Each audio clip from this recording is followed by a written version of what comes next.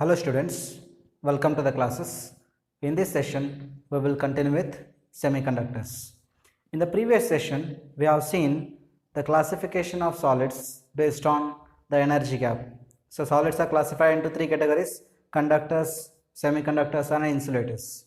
Right, now let us see about what the semiconductors in depth. Okay, what are actually semiconductors? Why they are called as semiconductors? Semi means what? Half. They are half conductors. It means what? They behave like conductors at high temperature, but they behave like insulators at low temperature.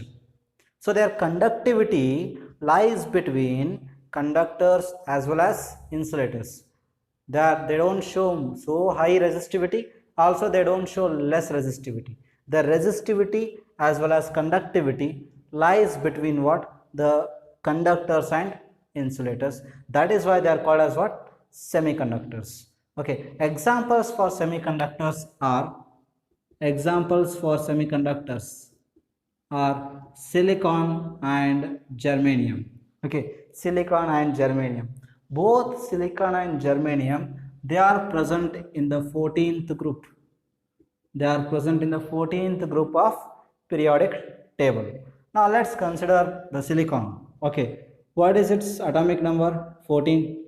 If I take the electronic configuration of silicon, 1s2, 2s2, 2p6, 3s2, 3p2. Okay, 2 plus 2, 4. Okay, in the outermost shell, that is third shell, we have 4 electrons. The outermost shell is nothing but what? It is nothing but valence shell. So in the valence shell we have 4 electrons. So what is its valency? Valency is nothing but 4 only, right? So valency of silicon is 4. If valency is 4, okay, I mean there are 4 outermost electrons in the, there are 4 electrons in the outermost shell. That is why silicon is called as tetravalent. Silicon is called as tetravalent. It means what? Having valency of 4. Tetra means 4. Okay, so as it is tetravalent, okay, and it wants to achieve octet configuration, it forms 4 covalent bonds. What is meant by octet configuration? Having 8 electrons in the outermost shell, okay, is called as octet configuration. Octet configuration is a stable configuration. All the noble gases have except helium. Okay, all the noble gases except helium have what? The octet configuration. Right, so that's a stable configuration. All other elements want to achieve octet configuration. Now there are 4 electrons in the outermost shell. To achieve octet configuration, it means to have 8 electrons, we need 4 more electrons. That is why silicon forms 4 covalent bonds with the neighboring atoms. Let's see how. If I consider the silicon solid, okay, so the silicon atoms will form the 4 covalent bonds with the neighboring silicon atoms. Okay, so let's draw the structure. Okay, now these are the silicon atoms which are forming what? The covalent bonds with the neighboring what? Silicon atoms. Okay, here you can see in this figure every silicon atom, okay, every silicon atom is forming what? 4 covalent bonds. If I take this is silicon, right? Now this is silicon. I'll consider them as silicon atoms. Okay, so they are forming 4 covalent bonds. Each silicon atom, if I take this example, it's forming 1, 2, 3, 4. It is forming 4 covalent bonds. Okay, in each covalent bond, this silicon atom will provide 1 electron of that. And one more silicon, this silicon atom will provide 1 more.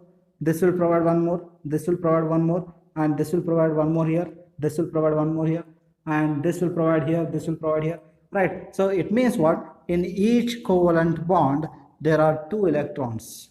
In each covalent bond there are 2 electrons. Okay, now here you can see this silicon atom now has how many electrons in the outermost shell?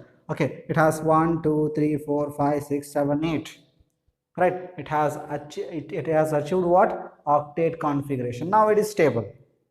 Now this is what? This is the structure of silicon solid at what? At 0 Kelvin. This is a structure at what? 0 Kelvin temperature. Okay, all the valence electrons are involved in the bond formation. There are no free electrons. All the electrons are bonded to the atoms here. There are no free electrons. If there are no free electrons, okay, they will not conduct electricity, right? It means what? The semiconductors behave like insulators at 0 Kelvin, because there are no free electrons. All the valence electrons are involved in the bond formation. Here you can see all of them are involved in the bond formation. Now what happens if I increase the temperature?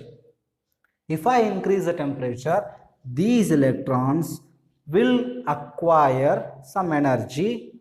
If that energy is sufficient, they will overcome the force of attraction of these nuclei, and these electrons will come out of the bond. They come out of the bond and they will become free. Now, as they have come out, here we have empty spaces now, right? Vacancies. Those vacancies are called as what? Holes, right? Now it means if I increase temperature, what happens? This bond is broken now because there are no more electrons in the bond. This bond breaks and we got 2 free electrons and 2 holes we got, right? Similarly, many bonds will break here, okay, at temperature. As the temperature increases, many bonds will break and holes and free electrons are obtained. Okay, the holes and free electrons are obtained. See, I am calling these are free electrons, not these one. These are bounded electrons. Okay, these are bounded to atom. They are not free to move. Okay, they can rotate around the atom, but they are not free to move anywhere. These are involved in the bond formation. But these electrons have come out of the bond. Now they can move anywhere they want. These are free electrons. Now we got what? The free electrons as well as holes. Now these free electrons and holes will move, okay, if I apply what potential difference, they move in the opposite direction. Electrons and holes will move in the opposite direction and we get what? Electricity. And we get electricity.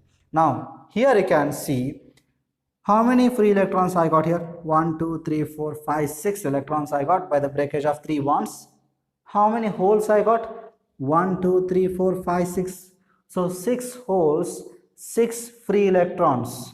Okay, and the whatever the free electrons and holes I got, it is purely because of what? It's purely because of increase in temperature. It means it is because of thermal breakage of covalent bonds. Thermal means temperature. Because of temperature, covalent bonds are broken. Okay, because of thermal breakage of covalent bonds, okay, free electrons and holes, which are called as charge carriers, are obtained and they conduct. Okay, now such semiconductors are called as what? Intrinsic semiconductors. Such semiconductors are called as intrinsic semiconductors. They are also called as pure semiconductors.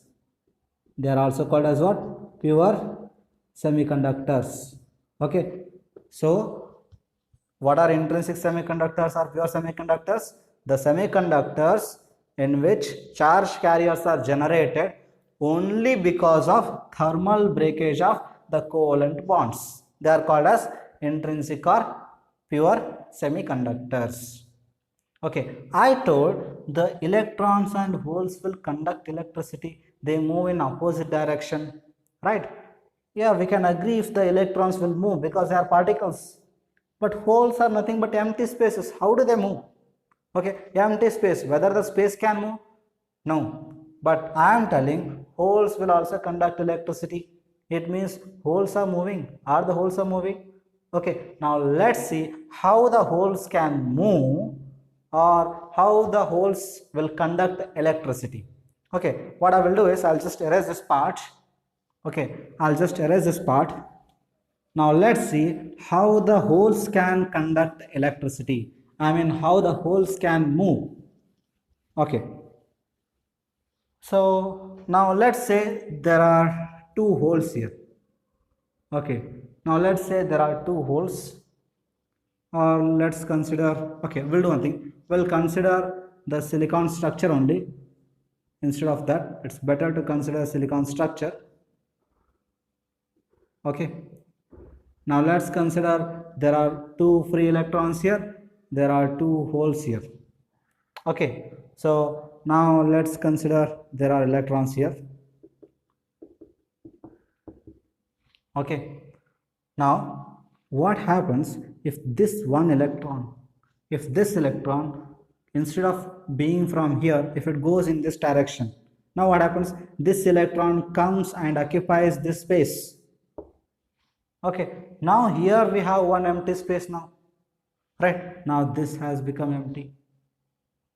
Now what happens if this electron comes and occupies this space? The electron comes and occupies this space. Here we have one empty space, right? Now you can see first the electron has jumped from here to here. Okay, and next the electron has jumped from here to here. Okay, but how the hole is moving now? Originally hole was here, so later on it came here, right? Now when this electron jumped here, the hole has come here, right? It means actually the electrons, if they themselves will move, electrons will move, but it looks like as if the hole is moving in the opposite direction. Okay, actually what are moving? The electrons are moving, not the hole.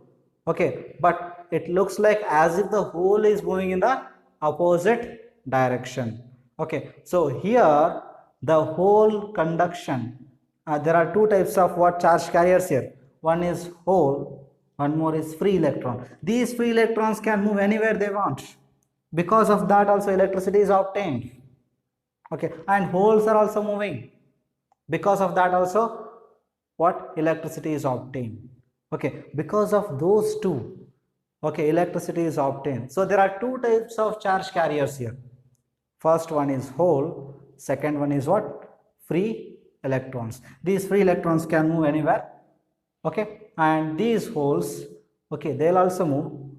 Hole motion is because of what? The electron motion in the covalent bond, okay, in the opposite direction will lead to what? The motion of the holes or movement of the holes.